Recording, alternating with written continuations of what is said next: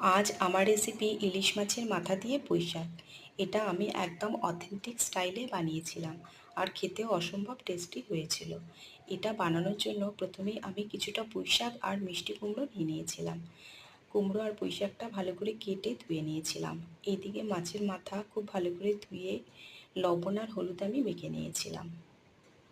এরপর কড়াইয়ের মধ্যে সর্ষের তেল দিয়ে তেলটা একটু গরম করে আমি মাছের মাথাটা তেলের মধ্যে ছেড়ে দিয়েছিলাম। মিডিয়াম আঁচে উল্টে পাল্টে বেশ খানিকক্ষণ সময় ধরে আমি ভেজে নিয়েছিলাম, ভেজে আমি তুলে নিয়েছিলাম।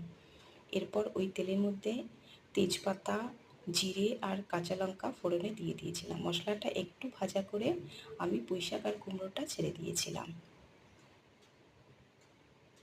লবণ আর হলুদ আমি দিয়েছিলাম আর একটা বেগুনও টুকরো টুকরো করে দিয়ে দিয়েছিলাম।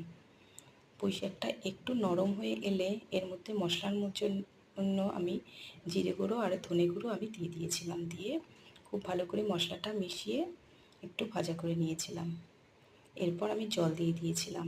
জলটা ফুটে এলে এর মধ্যে আমি মাছের মাথাটা দিয়ে দিয়েছিলাম, দিয়ে কিছুক্ষণের জন্য ঢেকে দিয়েছিলাম।